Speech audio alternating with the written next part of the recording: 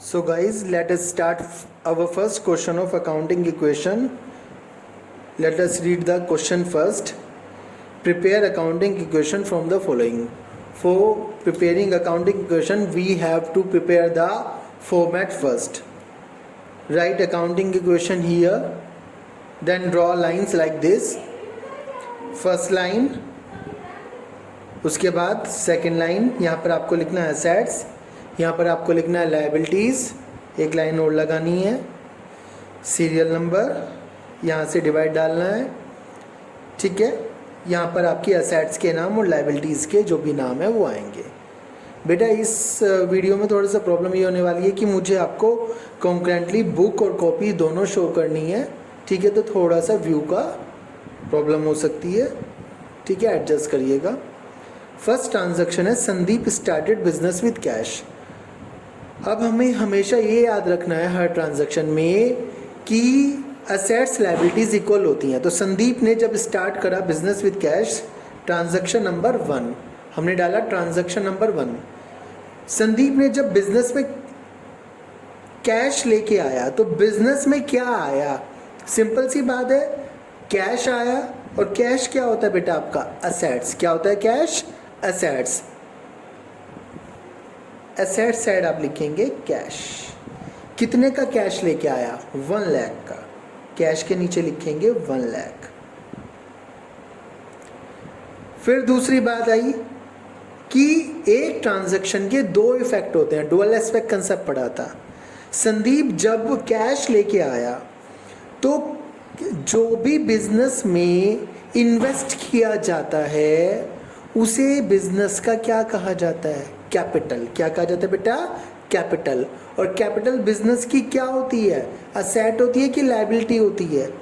External liability होती है। बिल्कुल ठीक कहा आपने, एक्सटर्नल लायबिलिटी होती है। तो कैपिटल। तो साथ साथ कैश के साथ साथ क्या आई बिजनेस में? 1 लाख की कैपिटल आई। और आई टोल्ड यू कि हर ट्रांजैक्शन के बाद आपको पता चलेगा assets is equal to liabilities. तो 1 लाख की एसेट है और 1 लाख की ही लायबिलिटी है। 1 lakh is equal to 1 lakh. Accounting equation prove करती है कि every transaction have two aspects, dual aspects, 1 debit और 1 क्रेडिट। एसेट्स आई, लायबिलिटीज आई, बट दोनों तरफ का जो टोटल है वो इक्वल ही रहेगा आपका, ठीक है। बात समझ में आ रही है? अब कुछ बच्चे कह रहे होंगे सर मुझे समझ नहीं आई ये वाली बात। तो बेटा आपको सबसे पहले बेसिक अकाउंटिंग टर्म्स पढ़नी पड़ेंगी। अब तक जितनी भी क्लासेस हुई हैं वे सारी क्लासेस पढ़नी पड़ेंगी। यदि कोई भी एक भी ऐसा स्टूडेंट है जिसने एक भी क्लास मिस की है तो उसको समझ नहीं आएगा, आपको क्लासेस पढ़नी पड़ेंगी। फिर दोबारा से बता देता हूँ, संदीप ने स्टार्ट करा बिजनेस कैश के साथ। बिजनेस में जब कैश के साथ स्टार्ट करा तो कैश क्या होता है? आपसे सिंपल सा क्वेश्चन पूछा है, आपने कहा सर एसेट्स होता है। लास्ट वीडियो देखिए, कैश क्या होता है बेटा? एसेट्स होता है। तो एसेट साइड कैश लिख दिया। और बेटा जो भी मनी, बेसिक अकाउंटिंग टर्म्स याद करो, बिजनेस में इन्वेस्ट की जाती है, बिजनेस में लगाया जाता है, स्टार्ट करते समय जो पैसा लगाया जाता है उसे क्या कहते हैं? कैपिटल। तो कैपिटल का क्या है आपकी? लायबिलिटीज। लायबिलिटीज भी कितनी होगी? कैपिटल भी कितनी हो गई? 1 लाख। एक बार मैं फिर आपको दोबारा से रिवाइज करा दूं आपकी पिछली वाली क्लास के notes. Assets is equal to total liabilities होती हैं। एसेट्स में cash, bank, debtors, stock, furniture, building, ये सारी चीजें आती हैं बेटा, ठीक है। Plant machinery. लायबिलिटीज में capital, creditors, bank overdraft, etcetera etcetera, ये सारी चीज़ें आपकी आती हैं। Remind that, okay. Now your second transaction is purchased furniture for cash. Cash के बदले फर्नीचर खरीदा। सेकेंड ट्रांजेक्शन, जब कैश के बदले फर्नीचर खरीदा तो हुआ क्या?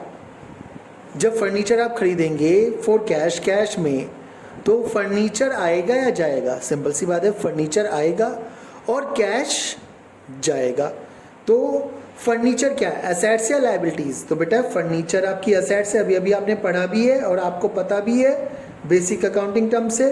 फर्नीचर क्या है? आपकी असेट्स। तो सेकंड ट्रांजैक्शन के बिल्कुल सामने लिखिए फर्नीचर। फर्नीचर कितने का आया बेटा? 5000 का, ठीक है। और कैश गया, कैश को माइनस कर दीजिए। ध्यान से देखिए, मैंने कैश के नीचे 5000 लिख के ब्रैकेट में, इस ब्रैकेट का मीनिंग अकाउंटेंसी में होता है माइनस।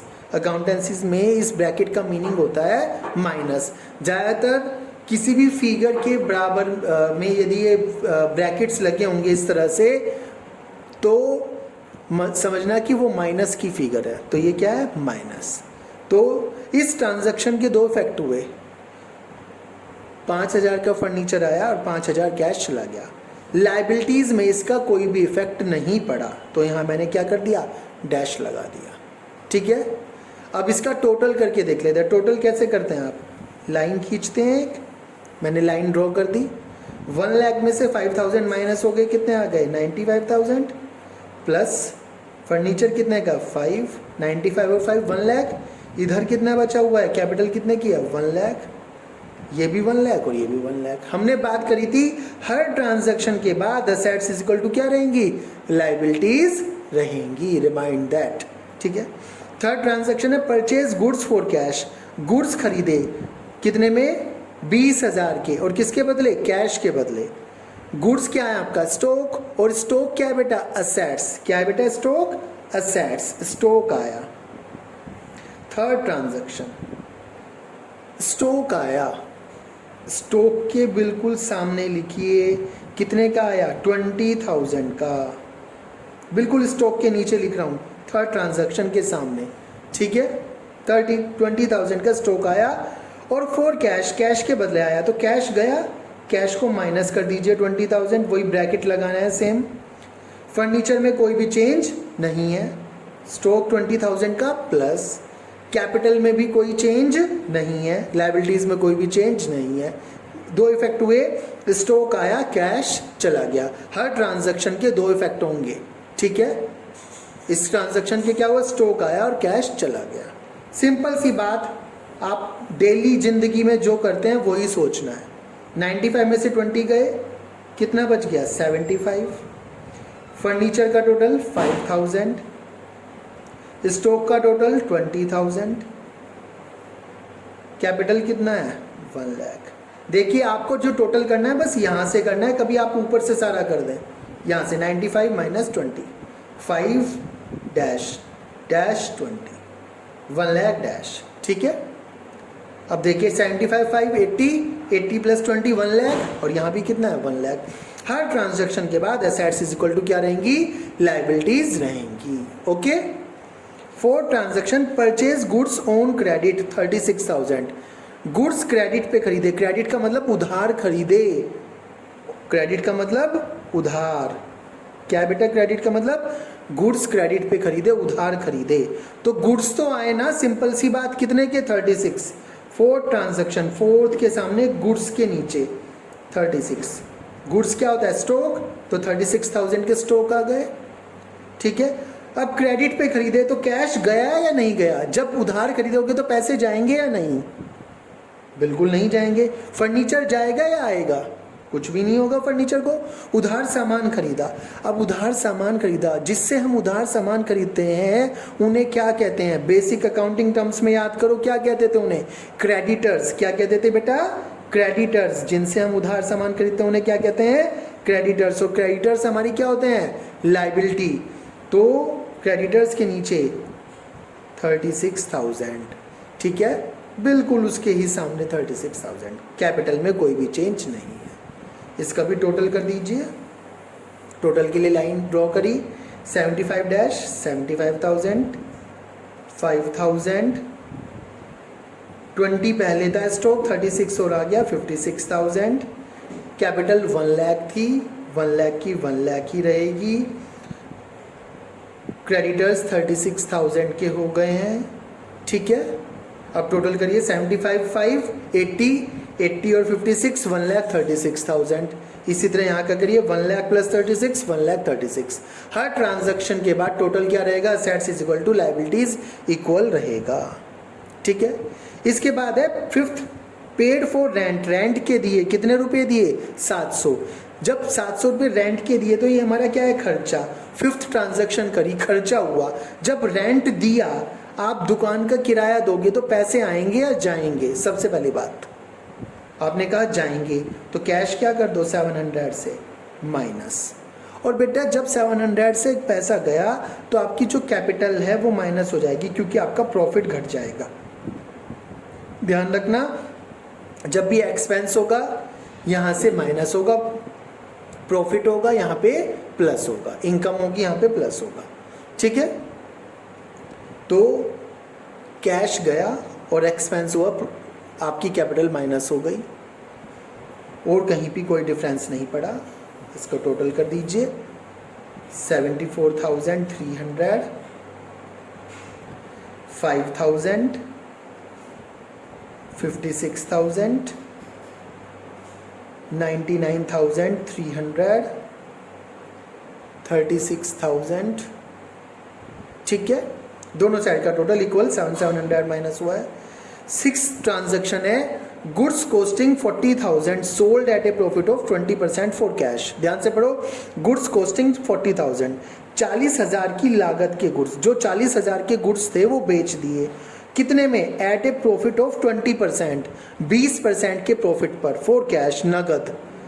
20% के प्रॉफिट पे बेचे 40,000 वाले गुड्स। समझिए, पहले 40,000 वाले गुड्स बेचे तो हमारे पास से गुड्स कितने के गए?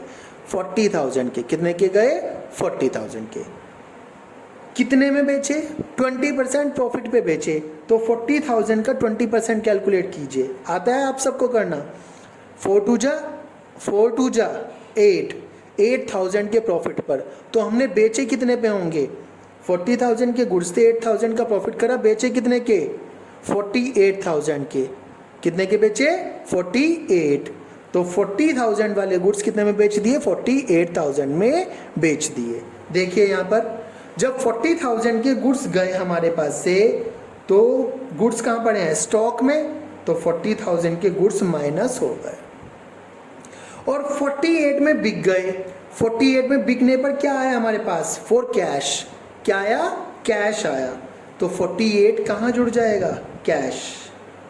कैश में प्लस। ठीक है, हर ट्रांजैक्शन का इफेक्ट 2 जगह होता है। अब बेटा इसमें थोड़ा सा ध्यान से देखिए आप कि गए तो 40, आए 48, तो 8,000 का डिफरेंस अब भी आ रहा है। तो ध्यान रखिए, 40 के बीच जो हमने बेचे हैं, 48 में 8,000 का बिकने पर क्या हुआ? प्रॉफिट हुआ।